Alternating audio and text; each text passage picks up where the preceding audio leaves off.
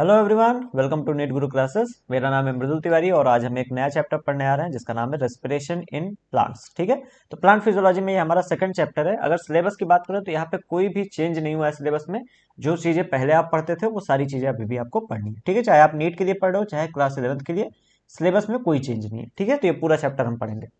तो शुरू करते हैं चैप्टर का सबसे पहले एटीपी से। एटीपी का फुल फॉर्म क्या होता है? एडिनोसिन ट्राइफॉस्फेट, क्योंकि आपको पता होता है जनरली, इस वजह से मैंने नहीं लिखा है। ठीक है, तो एडिनोसिन ट्राइफॉस्फेट जो होता है यानी एटीपी, इसको एनर्जी करेंसी ऑफ सेल कहते हैं। क्योंकि जो सेल होती है या कह लो जो बॉडी है हमारी, उसमें जब एनर्जी खर्च होती है, हम कहते हैं किसी जगह पे एनर्जी बन रही है, एनर्जी खर्च हो रही है, तो वो एक्चुअली हम एटीपी को रिफर करते हैं, है ना, कि एटीपी बन रही है या फिर एटीपी खत्म हो रही है। तो यही है हमारे लिए जो सिक्का होता है या जो नोट होते हैं, वो यही है, एनर्जी करेंसी ऑफ सेल, है ना। करेंसी मतलब क्या होता है? सिक्के, नोट्स, है ना। तो ये एटीपी को एनर्जी करेंसी ऑफ सेल कहते हैं। अब रेस्पिरेटरी सबस्ट्रेट क्या होता है? तो देखो, रेस्पिरेशन जब हम यहाँ पे कहते हैं, हम क्या पढ़ रहे हैं? Respiration in plants. तो एक रेस्पिरेशन होता है सांस लेना और सांस छोड़ना, लेकिन वो अलग चीज है, उसको हम ब्रीदिंग कहते हैं। जो यहाँ पे रेस्पिरेशन हो रहा है, इस रेस्पिरेशन में क्या करते हैं हम? कोई एक सब्सटेंस लेते हैं, मान लेते हैं एक्स। इसको ऑक्सीजन से रिएक्ट कराते हैं, या कह लो ऑक्सीजन से रिएक्ट करा के एक्स को हम तोड़ते हैं, और इससे हमें मिलती है एनर्जी या एटीपी।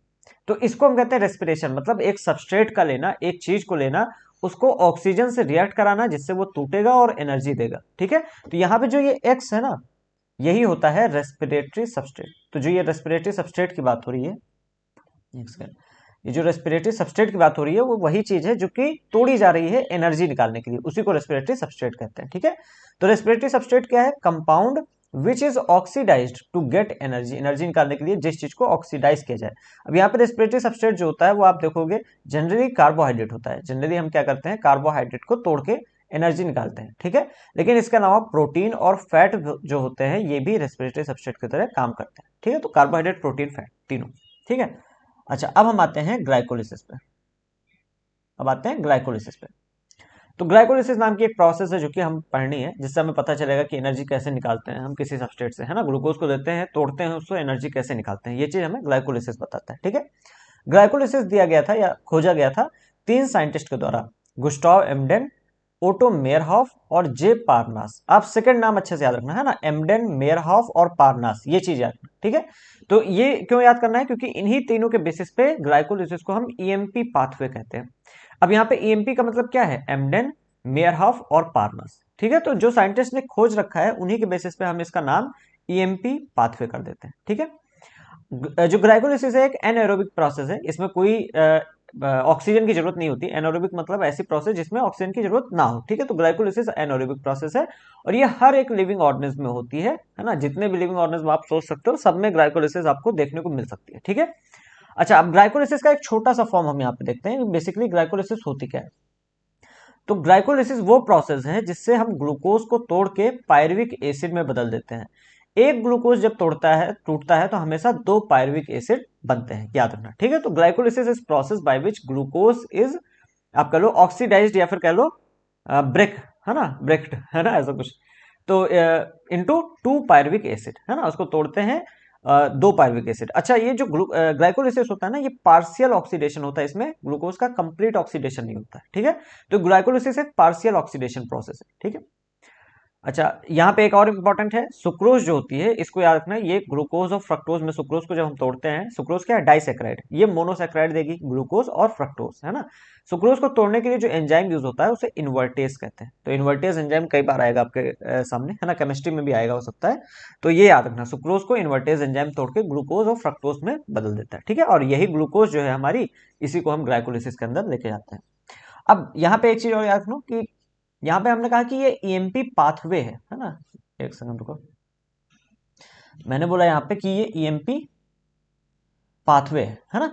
पाथवे टर्म जो है बायोलॉजी में यूज किया जाता है उस चीज के लिए जहां पे एक सीरीज हो रही हो रिएक्शन की, मतलब कई सारे स्टेप हो उस रिएक्शन में। जैसे ग्लाइकोलिसिस जो है वो एक पाथवे है, क्यों? क्योंकि उसमें कई सारे रिएक्शन के स्टेप्स हैं, कई सारे स्टेप में ग्लाइकोलिसिस होती है। ऐसा नहीं है सीधा ग्लूकोज से पायरुविक एसिड बन गया, ऐसा नहीं होता है ना।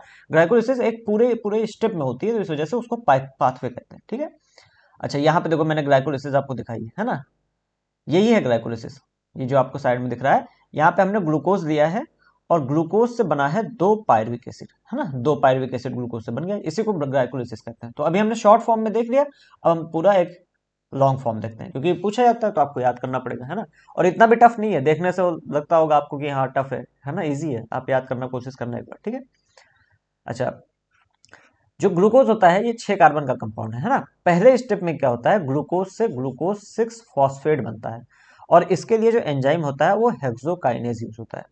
अब ये जो पहला स्टेप होता है ना, इसमें एक एटीपी जो है वो यूज हो जाती है और एडीपी में कन्वर्ट हो जाती है।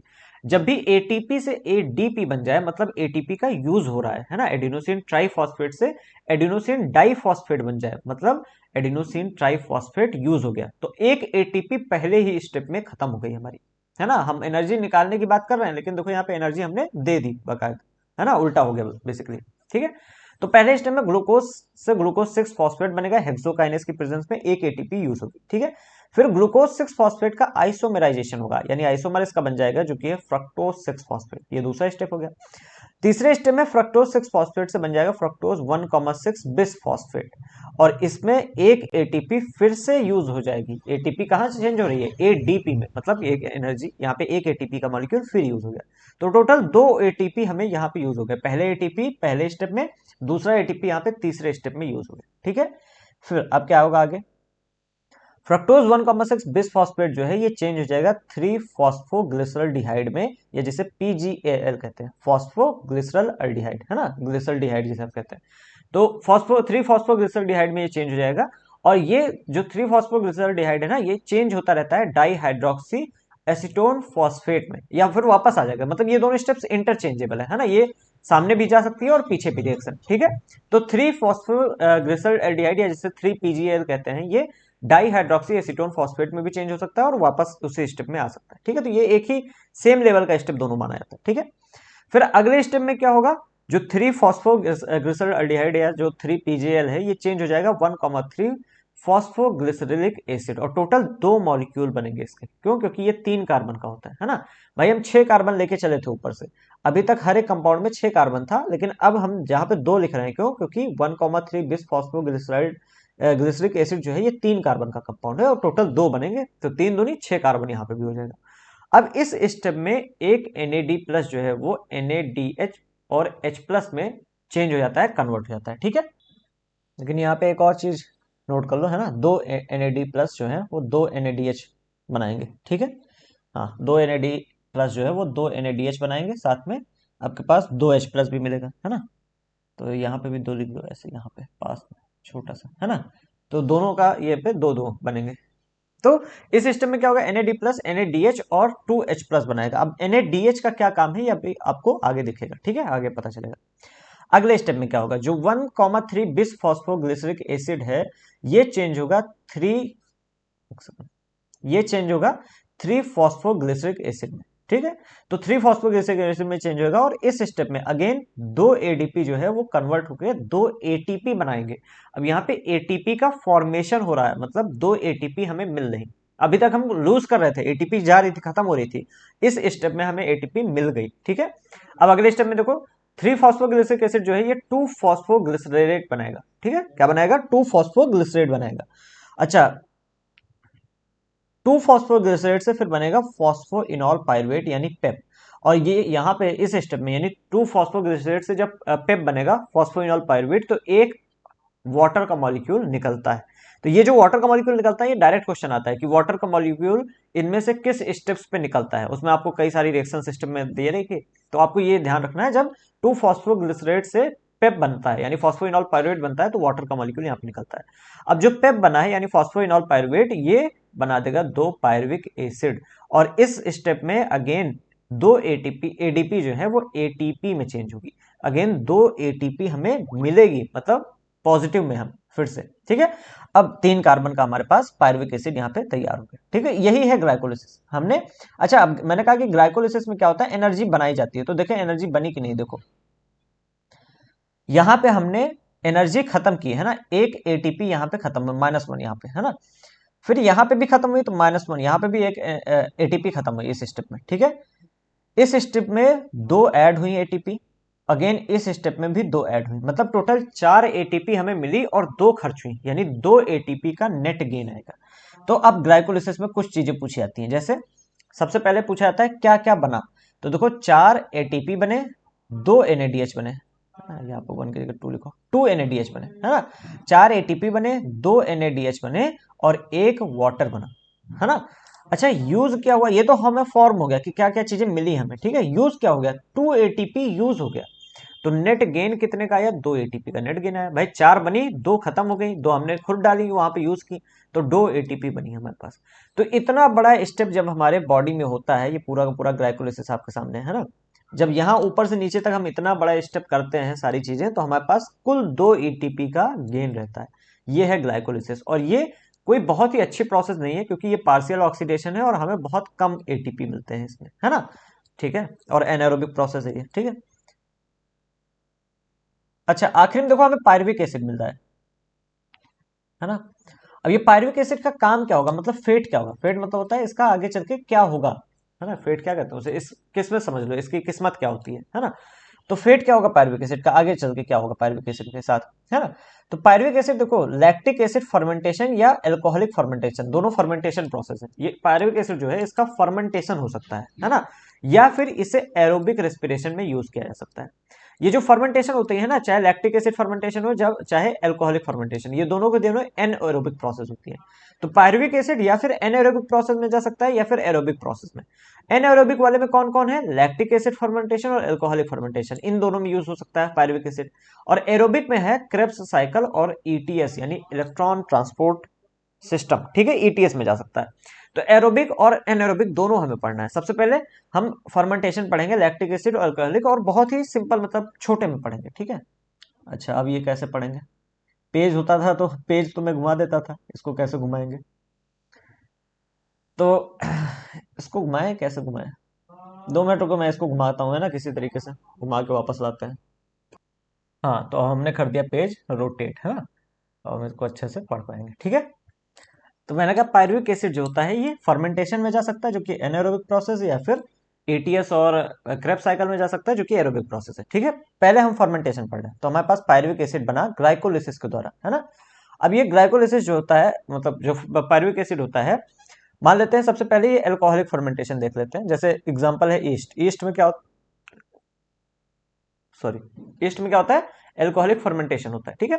तो ईस्ट के अंदर क्या हुआ, पायरुविक एसिड जो होता है इस पे एल्कोहल डिहाइड्रोजनेस और पायरुविक एसिड डी कार्बोक्सिलेज, ये दोनों एंजाइम काम करते हैं, जिससे मिलता है एथेनॉल और कार्बन डाइऑक्साइड, ठीक है। यही होता है एल्कोहलिक फर्मेंटेशन, क्यों, क्योंकि एथेनॉल मिला। एथेनॉल क्या है, एक तरह का एल्कोहल ही तो है, ठीक है। तो पायरुविक एसिड पे एल्कोहल डिहाइड्रोजनेस और पायरुविक एसिड डी कार्बोक्सिलेज काम करते हैं, जिससे एथेनॉल और कार्बन डाइऑक्साइड मिलता है, इसको कहते हैं एल्कोहलिक फर्मेंटेशन, है ना, ईस्ट में देखा जाता है। दूसरा है, अगर पायरुविक एसिड पर लैक्टेट डिहाइड्रोजनेस काम किया तो मिलता है लैक्टिक एसिड, और इसे कहते हैं लैक्टिक एसिड फर्मेंटेशन, है ना। ये कुछ बैक्टीरिया में और हमारी मसल्स के अंदर देखने को मिलता है ना। हमारी मसल्स के अंदर तब ये देखने को मिलता है जब बहुत ज्यादा वर्कआउट कर लो, है ना।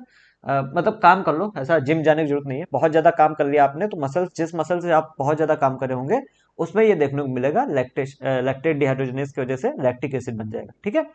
तो ये पायरुविक एसिड के दो रास्ते सिंपल से थे, ठीक है। अच्छा, कुछ चीजें यहाँ पे इंपॉर्टेंट याद रखनी है, जैसे NADH का NAD प्लस में कन्वर्ट होना, दोनों होता है, दोनों प्रोसेसेस में होता है ना, चाहे वो अल्कोहलिक फर्मेंटेशन हो चाहे लैक्टिक एसिड, दोनों प्रोसेसेस में NADH NAD प्लस में चेंज होता है। Less than 7% of energy in glucose is released. अब चाहे आप अल्कोहलिक फर्मेंटेशन करो या फिर लैक्टिक एसिड फर्मेंटेशन, किसी भी तरह के फर्मेंटेशन में 7% से कम एनर्जी ही ग्लूकोज की रिलीज हो पाती है, जो कि अच्छी बात नहीं है ना, बहुत कम एनर्जी रिलीज हो रही है, ठीक है। अच्छा, ईस्ट के अंदर अल्कोहलिक फर्मेंटेशन होता है ना। अगर ईस्ट के अंदर अल्कोहल का कंसंट्रेशन 13% से ज्यादा हो जाए, है ना, तो ईस्ट को खुद ही पॉइजन हो जाएगा, मतलब it it will poison itself, मतलब खुद से ही उसका क्या हो जाएगी, डेथ हो जाएगी, क्योंकि 13% से ज्यादा जो अल्कोहल कंसेंट्रेशन है वो पॉइजनस ईस्ट के लिए जहरीला हो जाएगा, ठीक है। तो ईस्ट के अंदर, अगर ये देख लो आप, अल्कोहलिक फर्मेंटेशन का एग्जांपल क्या है, ईस्ट, ईस्ट में हो रहा, तो अगर एथेनॉल का कंटेंट 13% से ज्यादा हो गया, तो 13% या उससे ज्यादा हो गया तो ईस्ट जो है उसकी डेथ हो जाएगी, ठीक है। तो ये हमारा पहला पेज था, अब हम आते हैं सेकंड पेज पे। अब हम पढ़ेंगे एरोबिक रेस्पिरेशन, मतलब जो हमारा पायरुविक एसिड बना है ग्लाइकोलिसिस के द्वारा, वो पायरुविक एसिड कहाँ पे आए, एरोबिक रेस्पिरेशन में आए, मतलब ऐसा रेस्पिरेशन जहाँ पे ऑक्सीजन की जरूरत थी, है ना। ना ग्लाइकोलिसिस में ऑक्सीजन की जरूरत थी, ना लैक्टिक एसिड फर्मेंटेशन में, ना ही एल्कोहलिक फर्मेंटेशन में, किसी भी तरह ये तीनों प्रोसेस में कहीं भी ऑक्सीजन की जरूरत नहीं थी। लेकिन अब जो हम प्रोसेस पढ़ेंगे वो एरोबिक रेस्पिरेशन की है, तो इनमें हमें ऑक्सीजन की जरूरत पड़ेगी, ठीक है। तो एरोबिक रेस्पिरेशन में हम दो चीजें पढ़ेंगे, टीसीए है ना, जिसकी साइट मैट्रिक्स होती है, मतलब जो हमारा माइटोकॉन्ड्रिया होता है। अब एरोबिक रेस्पिरेशन कहाँ होता है ये भी देख लो, हाँ ये लिखा तो है, लिखा तो मुझे लगा नहीं लिखा है। एरोबिक रेस्पिरेशन जो होता है वो माइटोकॉन्ड्रिया के अंदर होता है। तो माइटोकॉन्ड्रिया के अंदर जो चीज भरी होती है ना, जो सब्सटेंस भरा होता है, उस मैट्रिक्स कहते हैं। तो मैट्रिक्स के अंदर टीसीए चलती है, और ईटीएस जो होती है ये इनर मेम्ब्रेन के ऊपर चलती है, जो माइटोकॉन्ड्रिया की इनर मेम्ब्रेन होती है उस पर चलती है क्या, ईटीएस, ठीक है। तो अब टीसीए और ईटीएस ये दोनों चीजें हमें पढ़नी है, ठीक है। अच्छा, ये कंप्लीट ऑक्सीडेशन होता है एरोबिक रेस्पिरेशन में, ठीक है। तो जैसे आप ग्लाइकोलिसिस आपने कहा था, ग्लाइकोलिसिस क्या था, इनकम्प्लीट ऑक्सीडेशन था, है ना। तो पार्शियल ऑक्सीडेशन था, यहाँ पे कंप्लीट ऑक्सीजन हो रहा है, ऑक्सीडेशन हो रहा है, ठीक है। तो सबसे पहले टीसीए आते हैं, जिसका फुल फॉर्म होता है ट्राई कार्बोक्सिलिक एसिड साइकिल, ठीक है। थोड़ा सा तो सही कर दो, दिख रहा होगा। तो टीसीए, टीसीए का फॉर्म क्या होता है, ट्राई कार्बोक्सिलिक एसिड साइकिल, है ना। इसी को हम क्रेब्स साइकिल कहते हैं। तो जैसे मैंने क्रेब्स साइकिल और ईटीएस आपको पढ़ाया था ना ऊपर, तो क्रेब्स साइकिल को ही टीसीए यानी ट्राई कार्बोक्सिलिक एसिड साइकिल कहते हैं, ठीक है। पायरुविक एसिड है हमारे पास, जो कि ग्लाइकोलिसिस से हमने बनाया है ना।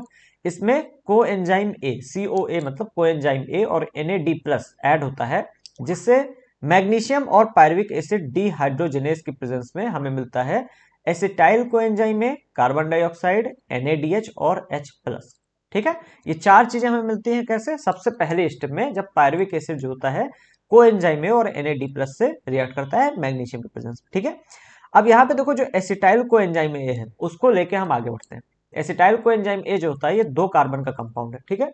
अब ये साइकिल देखो, इसे क्रेब्स साइकिल कहते हैं या टीसीए कहते हैं।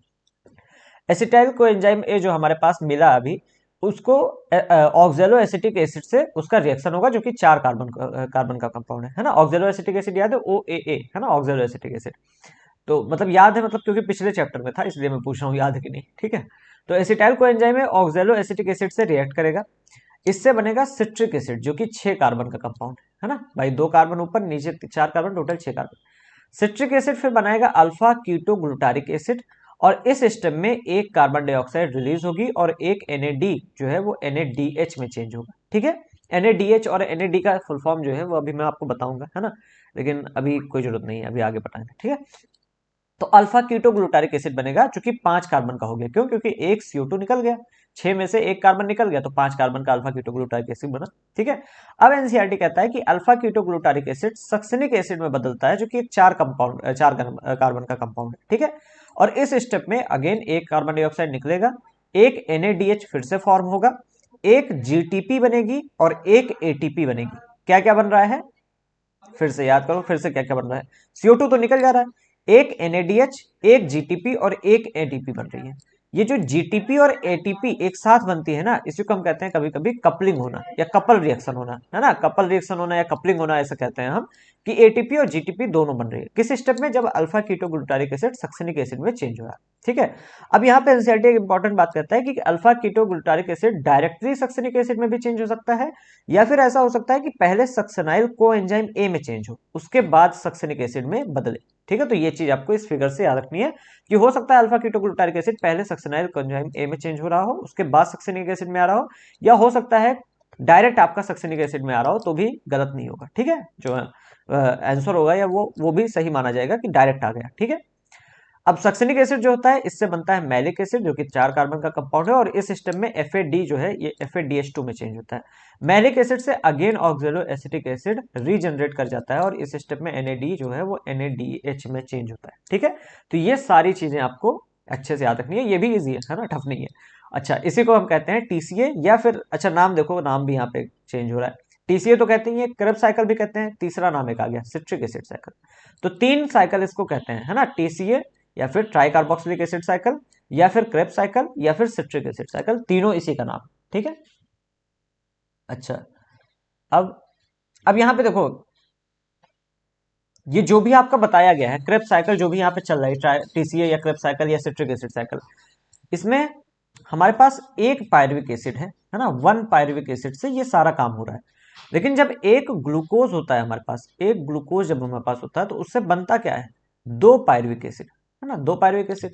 तो अगर एक पायरुविक एसिड से ये पूरा स्टेप हुआ, अगला जो मॉलिक्यूल होगा पायरुविक एसिड का उसमें भी यही सारा स्टेप होगा, है ना। तो एक ग्लूकोज अगर आप देखोगे तो उसके लिए 2 बार टीसीए चलेगी, 2 बार क्रेब्स साइकिल चलेगी, ठीक है ना। तो ये चीज आप याद रखना कि जब भी हमें एक पायरुविक एसिड कन्वर्ट करना है तो एक साइकिल चलेगी, लेकिन एक ग्लूकोज के बारे में अगर हम देखें तो 2 बार, क्योंकि 2 पायरुविक एसिड हमें मिलते हैं एक ग्लूकोज से, है ना, ग्लाइकोलिसिस जब होती है, तो इस वजह से ये साइकिल कितनी बार चलती है, 2 बार, है ना। तभी तो दोनों पायरुविक एसिड कंप्लीट यहाँ पे ऑक्सीडाइज होंगे, है ना। अब देखो टीसीए में या फिर जो सिट्रिक एसिड साइकिल है इसमें हमें पूछा जाता है कि अगर हम एक ग्लूकोज ले रहे हैं तो हमारे पास 2 पायरुविक एसिड मिलेगा, अगर हमें 2 पायरुविक एसिड मिल रहा है तो क्या क्या चीज प्रोड्यूस होगा। तो देखो सबसे पहले एक पायरुविक एसिड जो हमें मिला है इसमें देख लेते हैं क्या क्या चीज बना है, ठीक है। हमारे पास, इसको थोड़ा इरेज करते हैं सब, है ना, बहुत ज्यादा इसमें लिख गया है, ठीक है। हम्म। अब देखो क्या क्या मिल रहा है यहाँ पे। सबसे पहले CO2 कितने मिल रहे हैं, तो एक CO2 यहाँ पे, है ना, और एक यहाँ पे, मतलब 2 CO2 हमें मिलेंगे, 2 कार्बन डाइऑक्साइड मिलेंगे। और क्या मिल रहा है, NADH कितना मिल रहा है, देखो 1 2 और 3, यहाँ पे 3 NADH मिल रहा है, ठीक है। और क्या मिल रहा है हमारे पास, जीटीपी और एटीपी, एक एटीपी एक जीटीपी, ठीक है। FADH2 एक मिल रहा है। तो ये सारी चीजें एक बार साइकिल चलेगी तो मिलेगा। लेकिन अगर हम एक ग्लूकोज कहेंगे तो साइकिल कितनी बार चलेगी, क्योंकि 2 पायरुविक एसिड है तो 2 बार साइकिल चलेगी। तो एक एक CO2 की जगह आप कितना CO2 हो जाएगा, 2 CO2। अच्छा एक और चीज, हाँ ये तो स्टेप है, एक CO2 और यहाँ पे भी है ना, एक CO2 यहाँ पे भी है। ये वाला स्टेप तो हम बोल ही गए हैं ना, ये भी क्या है, पायरुविक उसी में है, क्रेब्स साइकिल का ही स्टेप है ये भी, ठीक है। तो एक CO2 यहाँ पे भी है और एक NADH भी यहाँ पे, ठीक है। तो NADH CO2 कितने हो गए, 3, है ना। एक साइकिल में 3 CO2, तो 2 साइकिल में 6 CO2, है ना। एक साइकिल में 3 CO2 तो 2 साइकिल में 6 CO2, है ना। और क्या, NADH 1 2 और 3, एक साइकिल में 3 और एक यहाँ पे 4, है ना, ऊपर एक है, टोटल 4 हो गए ना, 4 NADH। एक साइकिल में 4 NADH, तो 2 साइकिल में 4 के बजाय 8 NADH हो गए, ठीक है। इसके अलावा एक ATP था यहाँ पे, है ना, यहाँ पे एक साइकिल में एक एटीपी, तो 2 साइकिल में कितनी, 2 एटीपी, है ना, 2 एटीपी। इसके अलावा एक साइकिल में एक FADH2, तो 2 साइकिल में 2 FADH2। तो ये सारी चीजें आपको याद रखनी है, और ये आपको पता भी होना चाहिए कितनी साइकिल चल रही है, क्योंकि एक ग्लूकोज है और उसमें 2 पायरुविक एसिड मिल रहा है ना, 2 पायरुविक एसिड मिल रहा है तो 2 साइकिल चल रही है, ये आपको याद रखना है, ठीक है। क्योंकि क्या होता है ना, कभी कभी आपको सिंगल पायरुविक एसिड, एक अकेला पायरुविक एसिड देके पूछ लेते हैं, ठीक है। तो एक के लिए आधा कर दो, 3 CO2 4 NADH एक ATP एक FADH2, इस तरह से आप आधा कर दोगे, ठीक है। अच्छा, अब आगे बढ़ने से पहले जरा हम समझ लेते हैं, जैसे मैंने बोला था आपको कि NADPH और FADH2 क्या होता है, ये मैं आपको बाद में बताऊंगा, ठीक है। तो जो NADH होता है, सबसे पहले फुल फॉर्म देख लो, है ना। पहले किसका, NADH2 का लिखते हैं, NADH का, सॉरी, NADH, ठीक है। अभी NADPH भी आप पढ़ोगे, ठीक है। तो पहले NADH का क्या होता है, निकोटिनामाइड, निकोटिनामाइड, ठीक है, एडेनिन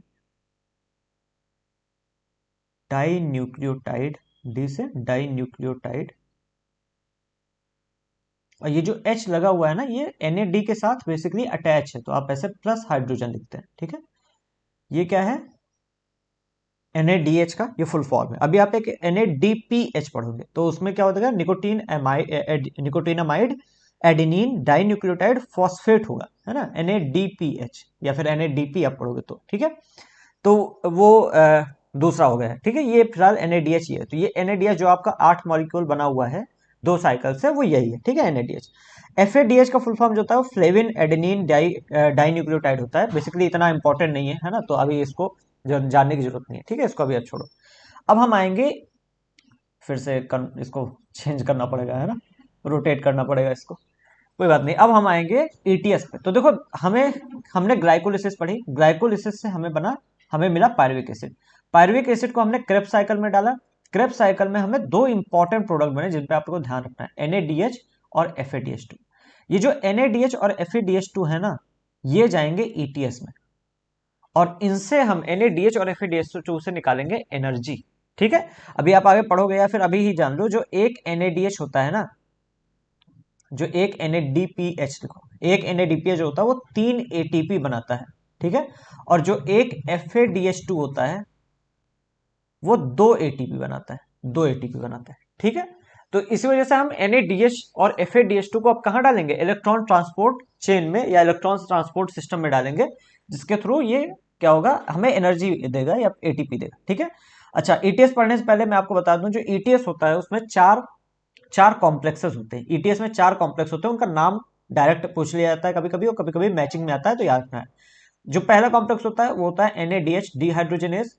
सेकंड कॉम्प्लेक्स होता है सक्सिनेट डिहाइड्रोजनेस। थर्ड कॉम्प्लेक्स होता है यूबिक्विनॉल साइटोक्रोम C रिडक्टेज। कॉम्प्लेक्स 4 होता है साइटोक्रोम C ऑक्सीडेज। ठीक है, तो ये चार कॉम्प्लेक्स है, आपको डायरेक्ट रट लेना है कि कौन सा कॉम्प्लेक्स का क्या नाम है। ठीक है। अच्छा, ठीक है, ये बाद में हम पढ़ लेंगे, ये अभी पढ़ लेते हैं। जो ग्लूकोज होता है, जब इसका एनाएरोबिक रेस्पिरेशन होता है, एनाएरोबिक रेस्पिरेशन होता है, तो हमें सिर्फ 2 ATP मिलती है। और एनाएरोबिक रेस्पिरेशन आपने देख लिया था, बेसिकली क्या होता है, हमारा ग्लाइकोलिसिस है ना। ग्लाइकोलिसिस में टोटल 2 ATP का नेट गेन था। तो ग्लूकोज का जब भी एनाएरोबिक रेस्पिरेशन होता है तो हमें 2 ATP मिलती है। लेकिन जो एरोबिक रेस्पिरेशन होता है ग्लूकोज का, उसमें हमें 38 ATP मिलती है। ठीक है, ये अच्छे से रखना। दूसरा एक पॉइंट अच्छे से रखना कि NADH जब NAD+ में चेंज होता है, तो ये स्टेप जो होता है वो फर्मेंटेशन में धीमा होता है, स्लो होता है। लेकिन एरोबिक रेस्पिरेशन में ये स्टेप विग्रस होता है, विग्रस रिएक्शन होती है, मतलब बहुत ही तेज और क्या कहते हैं उसे, आपका लो, बहुत ही तेज और बहुत हीट निकालने वाला है ना, विग्रस टाइप का रिएक्शन होता है, यही कह सकते हो और क्या ही कह सकते हैं। ठीक है, तो ये आपको याद रखना है। अब मैं पेज इसको जरा सा रोटेट करता हूँ पेज को। ठीक है, इसको रोटेट करता हूँ जैसे ETS पढ़ सके हम। हाँ, आ गया ना, रोटेट कर दिया हमने। और अब हम पढ़ेंगे ETS, इलेक्ट्रॉन ट्रांसपोर्ट सिस्टम या इलेक्ट्रॉन ट्रांसपोर्ट चेन आप इसे कहते हैं। ठीक है, ETS का full form electron transport system या चेन। अब ETS में क्या जाएगा, मैंने ऑलरेडी बता दिया, NADH और FADH2 जो आपने बनाया है वो ETS के अंदर जाएगी। ठीक है, ETS होती कहाँ पे है, ये होती है मेम्ब्रेन में, जो इनर मेम्ब्रेन होती है माइटोकॉन्ड्रिया की। ये देखो इनर मेम्ब्रेन, ये हमने इनर मेम्ब्रेन क्या बना रखा है, ये इनर मेम्ब्रेन की बाहरी वाली लेयर बना रखी है, और ये इनर मेम्ब्रेन की अंदर वाली लेयर। तो इनर मेम्ब्रेन के अंदर ही पूरा का पूरा क्या हो रहा है, ETS चल रहा है। ठीक है। अच्छा, अब इसी इनर मेम्ब्रेन के अंदर आपको चारों कॉम्प्लेक्स दिखेंगे। ये पहला कॉम्प्लेक्स है, ये दूसरा कॉम्प्लेक्स, ये तीसरा और ये चौथा। चारों कॉम्प्लेक्स इसी इनर मेम्ब्रेन में बेसिकली आपके लोग धसे हुए हैं या इसी के अंदर है। ठीक है। अच्छा, इनर मेम्ब्रेन के एक साइड पे इंटर मेम्ब्रेन स्पेस होगा, क्योंकि भाई 2 मेम्ब्रेन होती है ना माइटोकॉन्ड्रिया में, डबल मेम्ब्रेन बाउंड होता है। तो एक साइड में दोनों मेम्ब्रेन के बीच वाला स्पेस यानी इंटर मेम्ब्रेन स्पेस होगा, और दूसरे साइड में मैट्रिक्स होगा, यानी अंदर वाली जगह जो कि बेसिकली किस चीज से भरी हुई है, पूरा फ्लूइड भरा हुआ है जिसके अंदर, है ना। अगर मैं एक बार फिर से आप पे बना दूं, माइटोकॉन्ड्रिया का स्ट्रक्चर कुछ ऐसा होता था। ठीक है,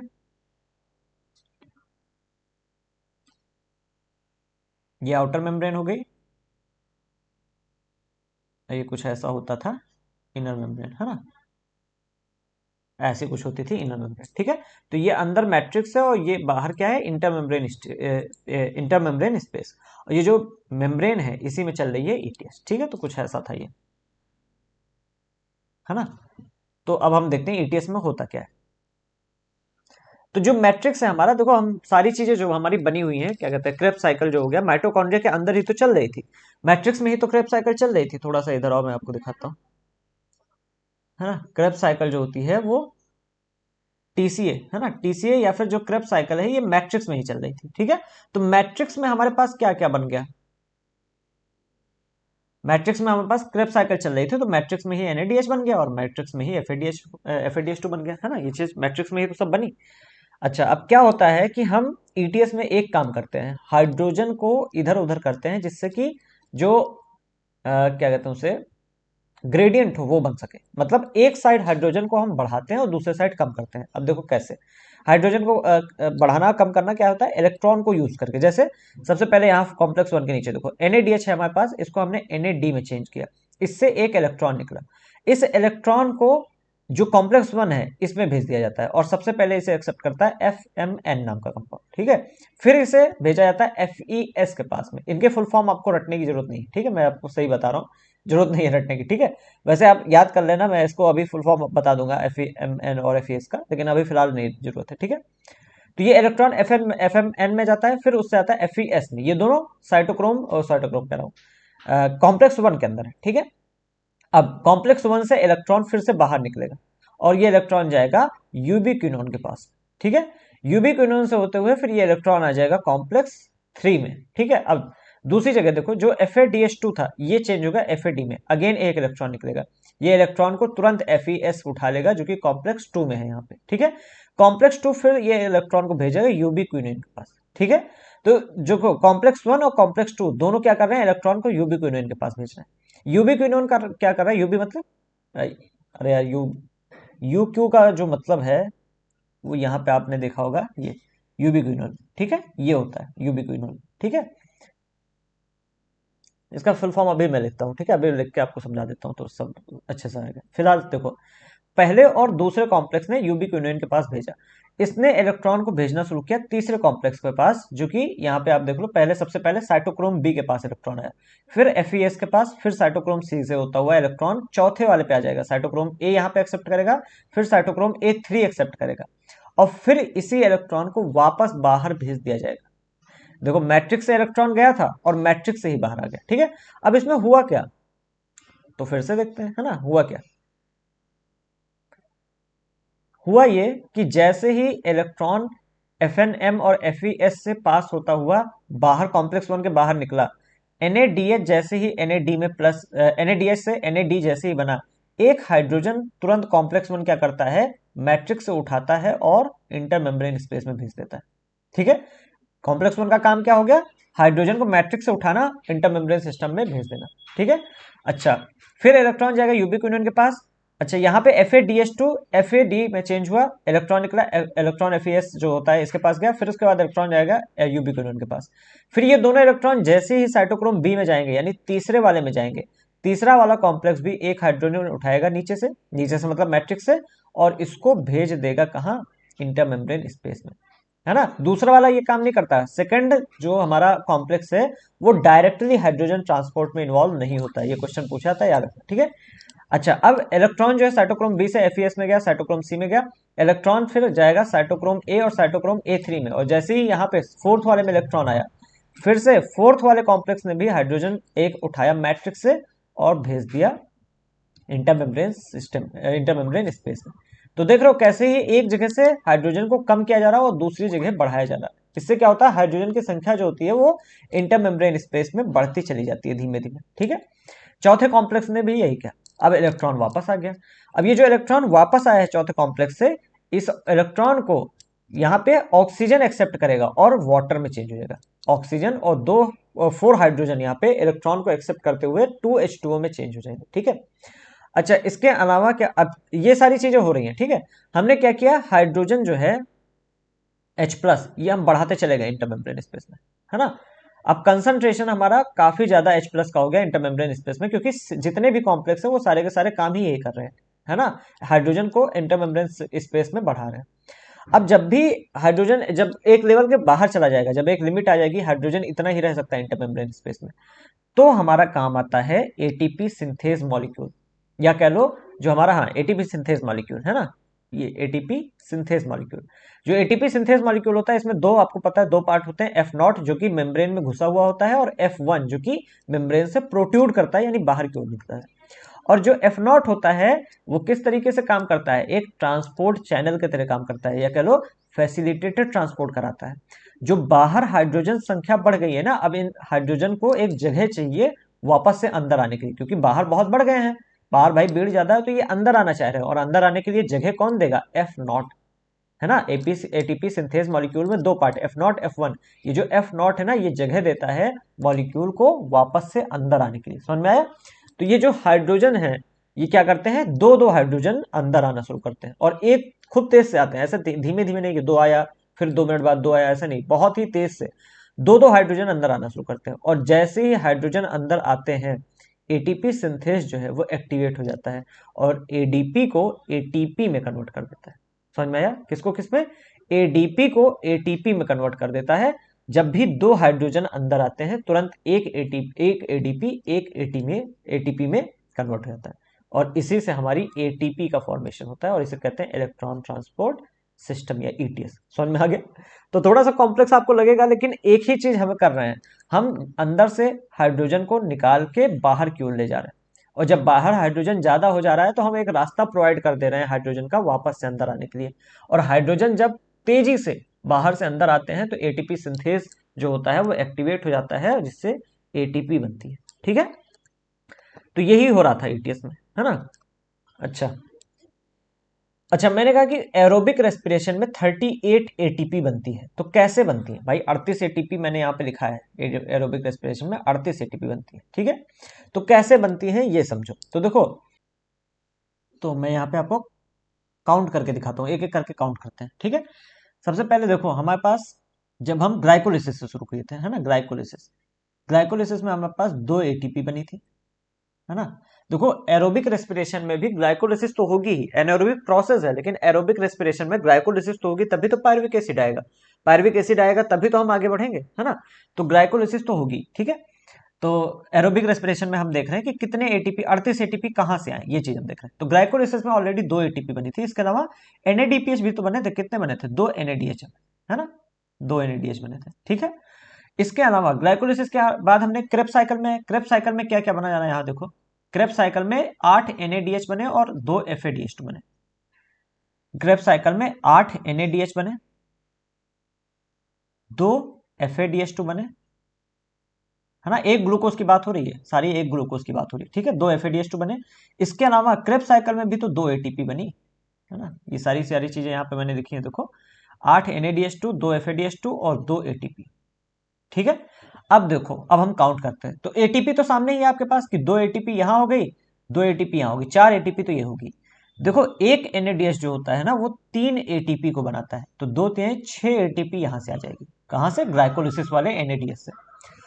8 एनएडीएच जो है हमारे क्रेब्स साइकिल में बने, और हर एक एनएडीएच 3 एटीपी बनाएगा, तो 8 त्रिक 24 एटीपी यहां पे आएंगी। किससे? क्रेब्स साइकिल वाले एनएडीएच से। हर एक एफएडीएच2 2 एटीपी बनाता है, तो 2 एफएडीएच2 है और 2 एटीपी बनाएंगे, यानी 2 दूनी 4, 4 एटीपी हमारे पास कहां बनेंगी? एफएडीएच2 से, जो कि हमारे पास कहां से मिला है? सिट्रिक एसिड साइकिल में। अब टोटल गिनो, 24 और 6 30, 30 4 कितना हो गया? 34, 34 35 36 37 38, कितनी हो गई? Total of 38 ATP. किसमें?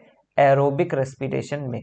एनएरोबिक रेस्पिरेशन में सिर्फ एक ही स्टेप रहता है, ग्लाइकोलिसिस, और 2 एटीपी ही बनती है। इस वजह से एनएरोबिक रेस्पिरेशन में यहां देखो लिखा हुआ है 2 एटीपी। समझ में आ गया? ये सारी चीजें अच्छे समझ में आ गई। ग्लाइकोलिसिस आपको आ गया, एटीएस आपको आ गया। एटीएस में बहुत ज्यादा ना घुसना, है ना। बेसिक आपको याद रखना चाहिए कि कहां से हम करते क्या है, इलेक्ट्रॉन्स को कहां से कहां ले जाते हैं और करते क्या है। ठीक है, तो एक तरफ से हाइड्रोजन को कम करके दूसरी तरफ बढ़ा देते हैं। तो ये है हमारा तीसरा पेज। ठीक है, अब देखो यहाँ पे हम देखें, क्योंकि मैंने आपको बताया था रेस्पिरेटरी सबस्ट्रेट जो होते हैं वो कार्बोहाइड्रेट भी हो सकते हैं, फैट भी हो सकते हैं और प्रोटीन भी हो सकते हैं, है ना। कार्बोहाइड्रेट का आपने देख लिया कि ग्लूकोज जो होता है वो कैसे ग्लाइकोलिसिस में जाता है, फिर ग्लाइकोलिसिस में पायरुविक एसिड बनता है, फिर पायरुविक एसिड कैसे क्रेब्स साइकिल के अंदर जाता है ना। फिर क्रेब्स साइकिल के बाद एटीएस होती है, जिससे एनर्जी मिलती है। ठीक है, तो क्या होता है, नॉर्मली ग्लूकोज जो होता है वो कुछ स्टेप से होते हुए, है ना, 3 4 6 स्टेप से होते हुए एक स्टेप आता है पीजीएएल का, आपने देखा था, है ना। तो पीजीएएल वाला स्टेप आता है, उसके बाद 4 6 स्टेप और होते हैं, तब पायरुविक एसिड बनता है, फिर एसिटाइल कोएंजाइम ए होता है, फिर उसके बाद आता है क्रेब्स साइकिल में। तो ये ग्लूकोज के लिए, जो कि हमने ऑलरेडी पढ़ लिया। ठीक है, जो फैट होता है, अगर फैट का हमारे यहाँ ऑक्सीडेशन हो रहा है ना, रेस्पिरेटरी सबस्ट्रेट हमारे पास फैट है, तो फैट को पहले तोड़ा जाएगा ग्लिसरॉल और फैटी एसिड में। जो ग्लिसरॉल होता है ना, उसे कन्वर्ट किया जाता है पीजीएल में, और फिर पीजीएल के आगे तो आपका सारे स्टेप आपको पता ही है ना। पीजीएल के बाद पायरुविक एसिड, पायरुविक एसिड के बाद एसिटाइल कोएंजाइम में, फिर क्रेब्स साइकिल, है ना। ये डायरेक्ट स्टेप्स नहीं है, और भी बीच में स्टेप्स हैं, लेकिन ये आपको याद रखना है कि किस लेवल पे जो है किसी चीज की एंट्री होती है क्रेब्स साइकिल के अंदर, है ना। जैसे आपको कहा जाए कि ग्लिसरॉल जो है उसकी एंट्री कहां पे होती है, तो पीजीएल के लेवल पे होती है। ठीक है, ग्लाइकोलिसिस के अंदर, फिर उसके बाद हो जाएगा क्रेब्स साइकिल में। ठीक है, अच्छा, फैट को तोड़ने पे ग्लिसरॉल के अलावा फैटी एसिड मिला। जो फैटी एसिड होता है ना, इसको डायरेक्ट कन्वर्ट किया जा सकता है एसिटाइल कोएंजाइम में। तो फैटी एसिड की एंट्री कहां से होती है? सीधा एसिटाइल कोएंजाइम ए से होती है। ठीक है, तो ये सारी चीजें पूछी जाती हैं। अच्छा, अगर प्रोटीन है हमारे पास, तो उसको अमीनो एसिड में तोड़ा जाता है, और अमीनो एसिड का डीएमिनेशन किया जाता है। डीएमिनेशन में क्या होता है, जो अमीन ग्रुप होता है वो रिमूव किया जाता है ना। डीएमिनेशन मतलब क्या होता है, जो अमीन ग्रुप होता है, रिमूवल ऑफ अमीन ग्रुप, है ना, अमीन ग्रुप को रिमूव किया जाता है, इसको कहते हैं डीएमिनेशन। ठीक है, तो अमीनो एसिड जो होता है इसका डीएमिनेशन करते हैं, और फिर जो डीएमिनेशन करने के बाद जो अमीनो एसिड होता है वो पायरुविक एसिड में कन्वर्ट करके आगे के स्टेप्स में जा सकता है। हो सकता है वो एसिटाइल कोएंजाइम ए में पहले कन्वर्ट किया जाए, फिर क्रेब्स साइकिल में आए, या फिर amino acid direct Krebs cycle में भी इंटर कर सकता है। ठीक है, तो यही पूछा जाता है कि कौन सा सबस्ट्रेट किस लेवल में जो है क्या कहते हैं ग्लाइकोलिसिस और पायरुविक क्रेब्स साइकिल के अंदर इंटर करता है। ठीक है, अच्छा अब यहाँ पे एनसीईआरटी ने एक इंपॉर्टेंट पॉइंट बताया कि जो रेस्पिरेशन होता है ना, ये एम्फीबोलिक पाथवे है। एम्फीबोलिक पाथवे मतलब होता है ऐसा पाथवे जिसमें कैटाबोलिज्म और एनाबोलिज्म दोनों देखने को मिलता हो। कैटाबोलिज्म मतलब होता है किसी चीज को तोड़ना, है ना। तो जैसे आपने देखा था कि जब ग्लाइकोलिसिस हो रही थी तो एटीपी जो होता है वो टूट रहा था, है ना, और एडीपी बन जा रहा था, है ना। तो टूटना यानी कैटाबोलिज्म। और एनाबोलिक प्रोसेस ये, क्योंकि आपने देखा ग्लाइकोलिसिस में ही एटीपी फॉर्मेशन भी हो रहा था। भाई दो एटीपी यूज हो रहे थे, है ना, आपने देखा था दो एटीपी यूज हो रहे थे, माइनस, है ना, ऐसे लगे थे यूज हो रहे थे। तो ये क्या हो गया, कैटाबोलिज्म, है ना, दो एटीपी टूट रहे थे और दो और चार एटीपी ऐसे थे, चार एटीपी बन रहे थे, है ना। तो ये क्या हो गया, एनाबोलिज्म। तो कैटाबोलिज्म और एनाबोलिज्म यानी एम्फीबोलिक पाथवे है। तो रेस्पिरेशन एक एम्फीबोलिक पाथवे है जहां पे चीजें बनती भी हैं और डिस्ट्रॉय भी होती है। ठीक है, रेस्पिरेटरी क्वेश्चन क्या है, रेस्पिरेटरी क्वेश्चन ये शो करता है कि कौन सा सबस्ट्रेट कितना अच्छा है रेस्पिरेशन, या कह लो रेस्पिरेटरी सबस्ट्रेट जो होता है, जैसे मैंने बताया कार्बोहाइड्रेट, प्रोटीन और फैट, इन तीनों में से सबसे बेस्ट कौन है, किसका ग्लाइकोलिसिस में जाना या क्रेब्स साइकिल में जाना सबसे अच्छा रहेगा हमारे लिए, है ना, कौन आसान रहेगा। तो रेस्पिरेटरी कॉन्स्टेंट जो होता है आरक्यू, इसकी वैल्यू होती है volume of carbon dioxide evolved upon volume of oxygen used. मतलब जैसे हमने ग्लूकोज लिया, उस ग्लूकोज को तोड़ने में ऑक्सीजन कितनी यूज हो रही है, और उसी ग्लूकोज को तोड़ने में CO2 जो होती है, आपने देखा ग्लूकोज हम तोड़ रहे थे कितने बार स्टेप में, कई स्टेप्स में CO2 निकल रही थी, तो CO2 कितना इवॉल्व हो रहा है ना। तो हर जो कंपाउंड होता है उसका रेस्पिरेटरी क्वोशंट अलग अलग होता है। जैसे कार्बोहाइड्रेट के लिए रेस्पिरेटरी क्वोशंट 1 होता है, और इसीलिए कार्बोहाइड्रेट बेस्ट होता है हमारी एनर्जी निकालने के लिए, है ना। सबसे आसान का एनर्जी निकालना किससे होता है, कार्बोहाइड्रेट से। इसीलिए सबसे पहले जो हमारे अंदर शुगर्स होती है, यानी ग्लूकोज हो गया, है ना, ग्लूकोज को सबसे पहले तोड़ा जाता है एनर्जी निकालने के लिए। लेकिन अगर हमारे पास शुगर नहीं रहेगी तो किसको तोड़ा जाएगा, तो सेकंड नंबर पे रेस्पिरेटरी क्वोशंट किसका ज्यादा है, प्रोटीन का, 0.9 है, तो इसको तोड़ा जाएगा सेकंड नंबर पे। सबसे पहले हमारा जो प्रियोरिटी रहेगी वो किसकी रहेगी, कार्बोहाइड्रेट की, क्योंकि इसका रेस्पिरेटरी क्वोशंट सबसे अच्छा है ना। फिर प्रोटीन को हम तोड़ेंगे जिसका रेस्पिरेटरी क्वोशंट थोड़ा सा कम है, 0.9 है, और सबसे आखिरी चॉइस होती है फैट की। इसीलिए फैट का लूज करना बहुत ही मुश्किल होता है, क्योंकि आपकी बॉडी सबसे पहले कार्बोहाइड्रेट यूज करती है, फिर प्रोटीन, तब फैट पे आती है।